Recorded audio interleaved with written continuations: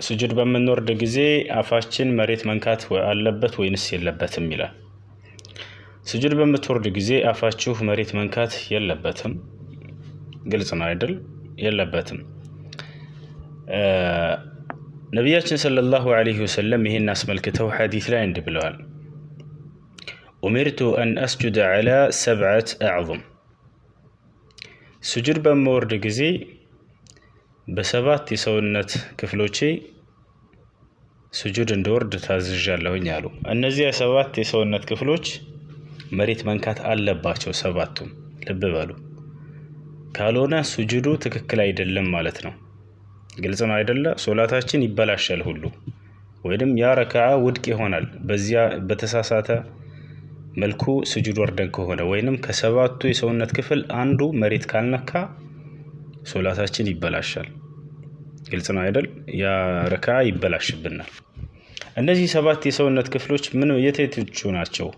ስጁድ በምንወርድ ጊዜ መሬት መንካት ያለባቸው፣ አንደኛ ግንባርና አፍንጫ። እነዚህ እንደ አንድ ግንባርና አፍንጫ መንካት አለበት መሬት። ግልጽ ነው አይደለ? አንዳንዱ ሰው በግንባሩ ብቻ ይወርዳል፣ አፍንጫው መሬት አይነካም። ስህተት ነው። ነቢያችን ሰለላሁ ዐለይሂ ወሰለም ምን ብለዋል? ላ ሰላተ ሊመን ላ የመሱ አንፈሁ አልአርድ ብለዋል። አፍንጫው መሬት ያልነካለት ሰው ሶላት የለውም ብለዋል።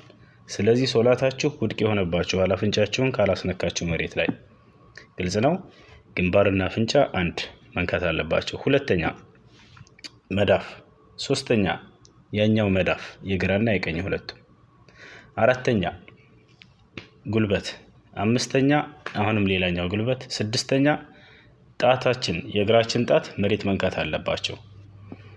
እንዲሁም ያኛው ሰባተኛ ያኛው የግራ የቀኝና የግራ ሁለቱም፣ በአጠቃላይ እነዚህ ሰባቶቹ ማለት ነው።